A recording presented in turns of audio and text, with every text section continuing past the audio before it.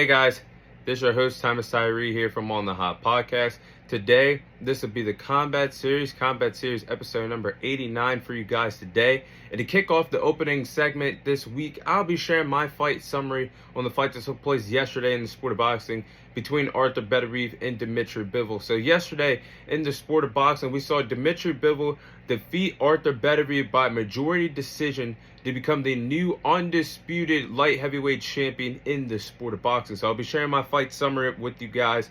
Now, I believe the right guy won last night. I had it scored 115-113 in favor of Dmitry Bivol. That's 7 rounds of Bivol winning compared to the 5 rounds that I gave Artur Beterbiev. But Dmitry Bivol put on one hell of a show.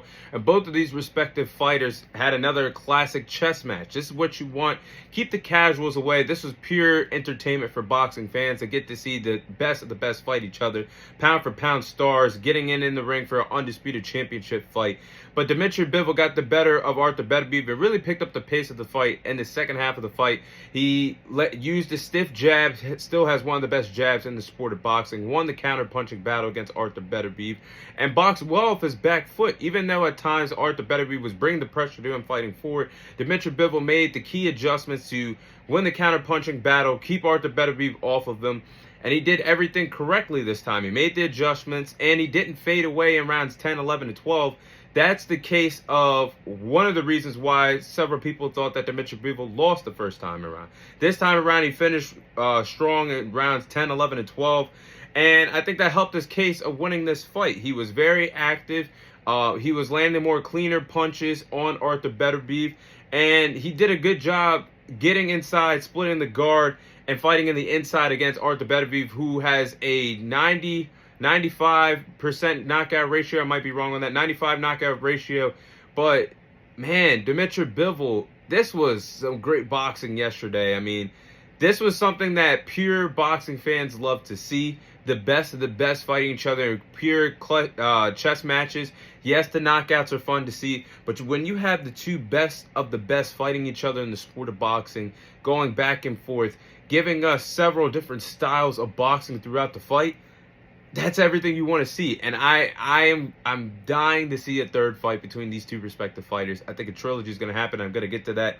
But like I said, Artur Beterbiev had a good game plan here.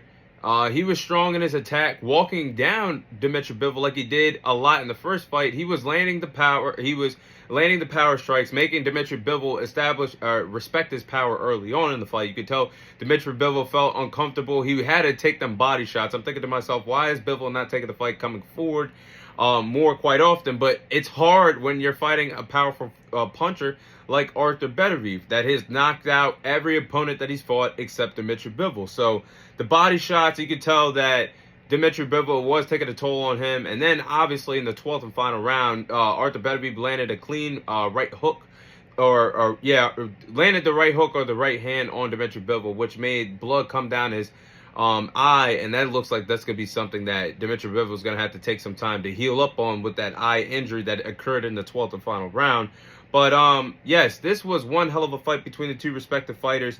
But now Dmitry Bivol now becomes the new undisputed light heavyweight champion in the sport of boxing, and is the first man to defeat Canelo Alvarez and Artur Beterbiev in the sport of boxing. Having those 2 wins on your resume, that is top tier. That's top tier resume. And with that win yesterday, and I don't have an updated pound for pound list, but I got 3 pound for pound fighters all in order right now. Alexander Usyk at 1, Terence Crawford at 2, Dmitry Bivol at 3. There's no disputing that, because the way how Dmitry Bivol dominated, dismantled Canelo Alvarez, giving him his second career loss a few years ago on Cinco de Mayo weekend, then defeating a knockout artist in Artur Beterbiev to take all 4 of the prestigious titles to become the undisputed light heavyweight champion. How does that not make you a top 3 pound for pound fighter? Having Canelo and Artur Beterbiev as wins on your resume speaks volumes in the sport of boxing. And yes, I know how great Inoue is, but if we're being realistic, even though I call him the modern day Manny Pacquiao, this current generation of boxing, he does not have these top tier wins or these top tier names to his resume like a Usyk or Crawford or Bivol do. Yes, he has the big win against Stephen Fulton, but you look at who he's fought in the last several fights, they're no-namers, and I don't think his resume speaks volumes to those three respective fighters that I just mentioned. But moving on, what's next for the light heavyweight division? Now, with this Dmitry Bivol victory over Artur Beterbiev, I think it's clear that we're going to see the trilogy between Artur Beterbiev and Dmitry Bivol, Part 3, the trilogy, the third and final fight between these two respective fighters in the second half of 2025, while these respective fighters take time to heal, and they'll be back for the second half of 2025 for another undisputed light heavyweight title fight. Now, meanwhile, the wild card here is David Beterbiev, because David Beterbiev is the interim WBC light heavyweight champion. If Artur Beterbiev would have won yesterday, it would have been Beterbiev versus Benavidez at some point in 2025. But now that is derailed, and now David Beterbiev is going to have to take a back seat, unfortunately. But for his sake, he can still stay active as he waits to get an undisputed championship fight and fight Callum Smith, who looked pretty good on that undercard yesterday, getting a big victory at this light heavyweight division. So I would have Bivol versus Beterbiev Part 3 at the end of 2025, or the second half of 2025. Benavidez versus Smith in the second half of 2025. The winner of those respective fights fight each other in early 2026 for an undisputed light heavyweight championship fight. That's how I would build momentum for this light heavyweight division, and that's how I would try to make the fights if I had the power to do that at 175. I think that's fair enough.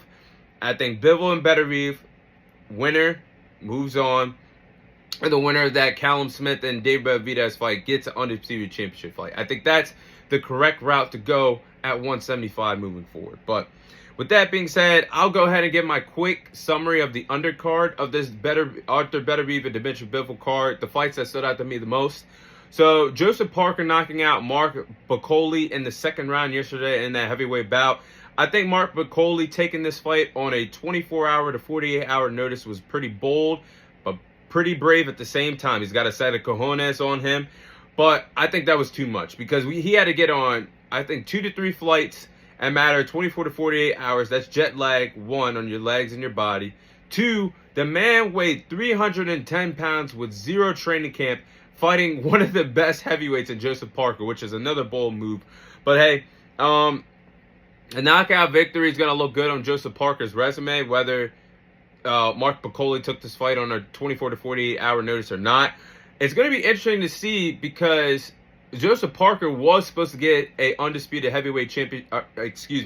Backtrack on that. He was supposed to get an IBF heavyweight fight against Daniel Dubois on that card, but Daniel Dubois had to pull out due to being sick and ill by doctor's orders. So I don't know if he's going to get a title shot against Usyk or Dubois, or he's going to have to sit this one out. But we'll see what happens for Joseph Parker. He is deserving of a world title opportunity, but we'll see what happens at heavyweight. Shakur Stevenson successfully retaining his light heavyweight title, the WBC light heavyweight title, lightweight title, defeating Josh Padley by technical knockout. I thought that was the best performance that Shakur Stevenson had at 135 since moving up to the division. Honestly, whoever that Japanese fighter he knocked out, I mean, yeah, that's a knockout victory. But other than that, you take away that performance, Shakur has not looked the same at 135. He's been cursed. I mean, Edwin De Los Santos, that horrible performance that put a lot of fans to sleep. And then Artem Tunian bored a lot of fans. But this performance against Josh Padley was the best that I've seen him since moving up to 135. His reflexes were great. He let the hands fly, landed some power shots to the body and make Josh Padley's corner throw in the towel. I scored that 9-0 shutout in favor of Shakur Stevenson. He won all 9 of the rounds. Josh Padley's story was incredible, being a 9-to-5 worker, being an electrician / boxer, working basically a 9-to-5 job, and then taking the fight on a 4-day notice due to the fact that Floyd Schofield pulled out of the fight due to being sick. Not buying that bullshit. But hopefully Josh Padley moves up and moves up the lightweight division and learns from this experience being in the ring with a top 10 pound-for-pound fighter in Shakur Stevenson. One of my favorite fights on this card, I think this was my second favorite fight on the card, other than the Bivol and Beterbiev fight. Virgil Ortiz defeated Israel Madrimov by unanimous decision. That was a really fun fight between these two respective fighters at the super welterweight division.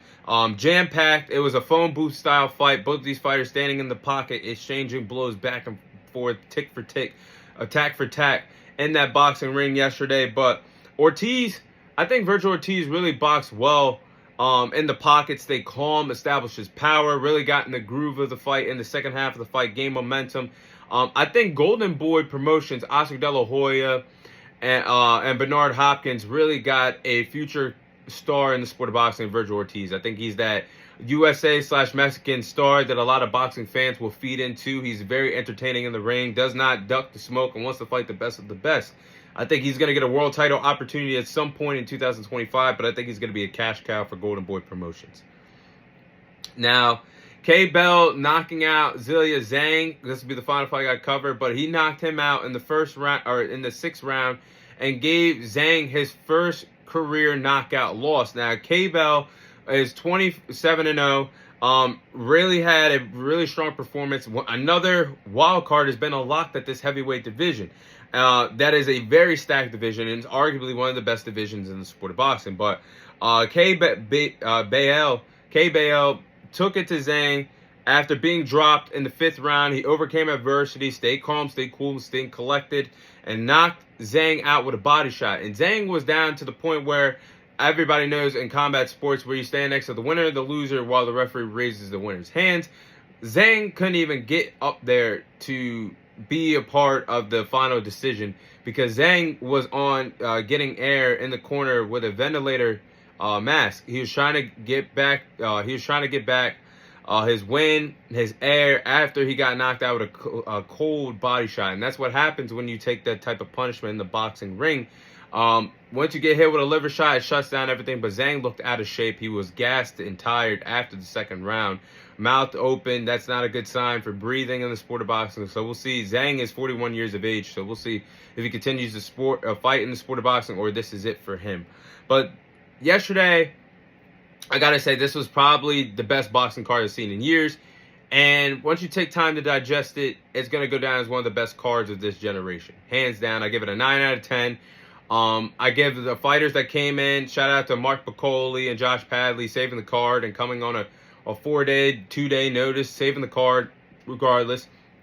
But this was really good production for Rita's season. And Turkey Al-Sheikh should be proud of himself. He put on one hell of a card that was very well controlled in terms of timing. After one fight ended, it was 5 minutes or less that the next fight began, which was a great flow of a card that was 7 hours long. But those are my thoughts on the Dmitry Bivol versus Artur Beterbiev fight, and those are my thoughts on the undercard that took place yesterday in the sport of boxing.